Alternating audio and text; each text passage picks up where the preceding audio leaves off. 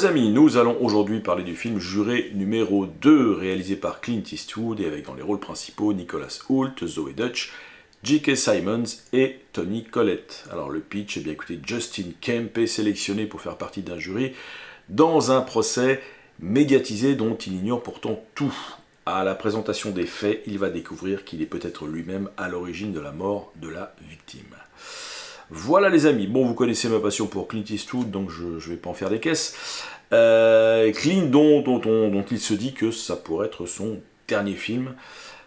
Bah écoutez, si c'est le cas, c'est plutôt une bonne nouvelle parce que son film précédent, Cry Macho, était quand même plutôt moyennasse, un peu bâclé au niveau de la réalisation. Et surtout, il jouait un rôle qu'il aurait dû tenir il y a 30 ans et non à 91 ans, hein, c'est l'âge qu'il avait pour le tournage. Voilà, donc là il revient uniquement à la réalisation avec un bon film qui mine de rien est peut-être l'un des meilleurs de l'année. Alors dans la mécanique, c'est un film à procès bien évidemment qui vous fera certainement penser pour les plus anciens d'entre vous au film de Sidney Lumet, 12 hommes en colère. Une mécanique un peu identique, puisque bon, alors je vais pas vous spoiler l'affaire, mais parce que tout est dit dans la bande-annonce, mais sachez qu'effectivement, le héros du film est lui-même impliqué, enfin, bon, on va être clair, il a causé la mort de la victime, et le sachant, il se retrouve à juger, à être partie pris dans l'affaire en tant que juré, et va essayer, pour soulager sa conscience, de faire acquitter le présumé coupable tout en se préservant. Voilà, ce qui donne lieu, effectivement, pour être tout à fait clair, à un dilemme impossible. Voilà, et ça, les dilemmes impossibles, Clint Eastwood, réalisateur, adore ça. Voilà, poser des questions auxquelles il ne répond pas forcément, mais qui effectivement nous font bien gamberger. Alors c'est évidemment le cas pour son dernier film, qui d'apparence quelque chose d'assez simple. Au niveau de la réalisation, certains argueront que c'est plutôt plan-plan et que ça fait un peu téléfilm. Oui, franchement, oui, c'est assez... moi, je parlerais plutôt de sobriété, d'académisme, hein, c'est plutôt ça, le style d'Eastwood, enfin, ou le non-style, diront certains. Notamment son ex-compagne Sandra Locke, qui explique que ce n'est pas un vrai cinéaste parce qu'il n'a aucun point de vue. Et en fait, la force de son cinéma, c'est plutôt ça, c'est qu'il n'a aucun point de vue, il ne juge pas, il montre des personnages faire des choses, et des choses parfois répréhensibles vis-à-vis d'un regard extérieur, mais qui, dans le cadre de l'histoire qu'il raconte, peuvent tout à fait être compréhensibles. Voilà, si je prends par exemple son film, son chef-d'œuvre Impitoyable, tous les personnages dans le film sont persuadés d'avoir raison. Voilà. Tous à leur niveau, y compris le personnage épouvantable du shérif, interprété par Gene Hackman. On retrouvait un peu de ça dans Mystic River, et là effectivement, on est clairement à l'apogée du truc, c'est-à-dire qu'il n'y a pas un personnage du film qui ne défend pas sincèrement une cause qu'il croit être la bonne. Alors c'est... Bon, comme je vous disais, la mécanique rappelle 12 hommes en colère, avec ce plus évident de ce personnage qui lui-même est impliqué dans l'affaire et qui essaye d'apaiser sa conscience. Donc ça, c'est un point très fort, même si c'est... Bon, ça a une chance sur 1 million d'arriver dans la vraie vie, mais le fait d'intégrer ce personnage, alors qui sait effectivement être l'accusé innocent, ça apporte quelque chose de très intéressant, parce que, bon, au-delà de cette intrigue qui est très bonne et qui nous laisse... qui nous accroche vraiment du début à la fin, il y a quelque chose de l'ordre de la réflexion sur le fonctionnement de la justice, enfin de la justice américaine en tout cas, puisqu'il nous montre l'intérieur des délibérations d'un jury, chose effectivement qu'on ne voit pas forcément sur la longueur, et avec ce personnage finalement qui va se mettre à défendre, tout du moins à d'essayer de semer le doute dans le reste du jury, on voit un peu la problématique et la façon dont la justice peut parfois être expédiée avec ces membres du jury qui, pour la plupart, ne mesurent absolument pas l'importance de leur rôle. La plupart veulent rentrer chez eux rapidement. Certains sont complètement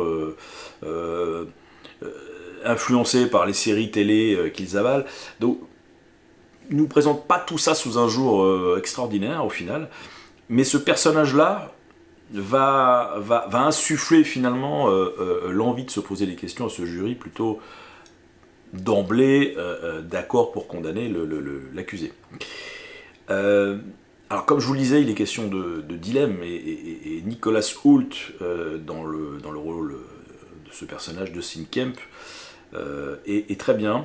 Voilà, joue parfaitement ce personnage auquel on s'identifie facilement, plutôt sympathique. Voilà, c'est un ancien alcoolique mais qui est sobre depuis 4 ans. Sa femme est sur le point d'avoir un enfant. Ils ont perdu des jumeaux précédemment sur leur tentative précédente. Voilà, bon, on est en empathie avec ce personnage, et ce qui est intéressant, comme toujours chez Eastwood, effectivement, c'est qu'il ne juge pas, et qu'effectivement on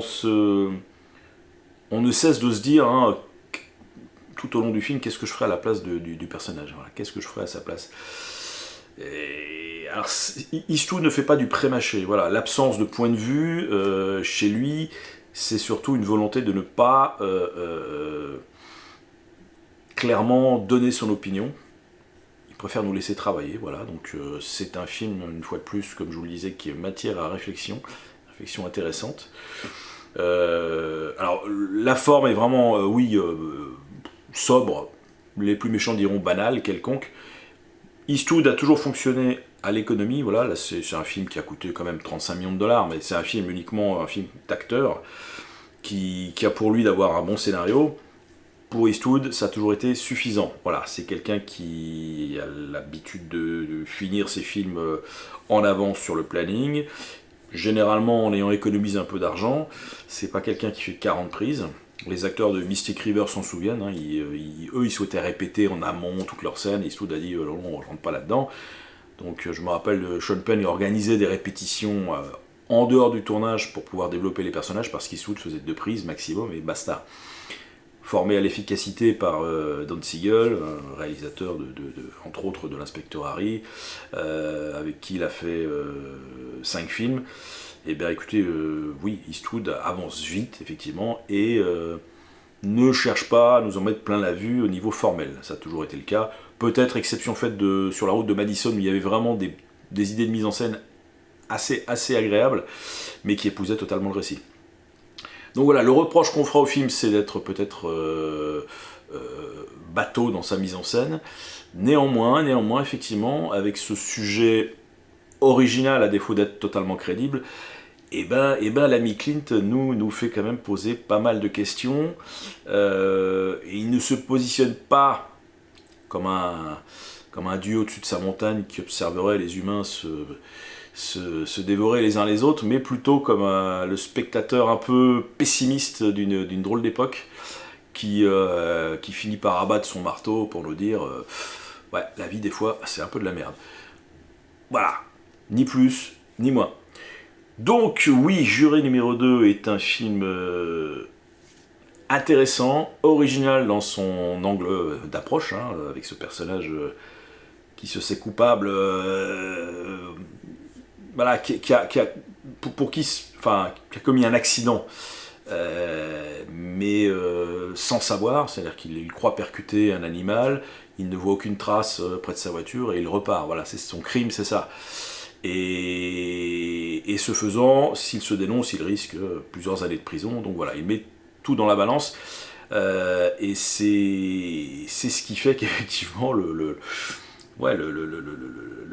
on comprend les tourments du personnage tout au long du film, qui cumule quand même pas mal de niveaux de stress, hein, que ce soit la naissance de son enfant à venir, et puis le fait d'essayer de ne pas faire condamner un innocent tout en se protégeant lui-même. Enfin, c'est assez cauchemardesque et assez vertigineux.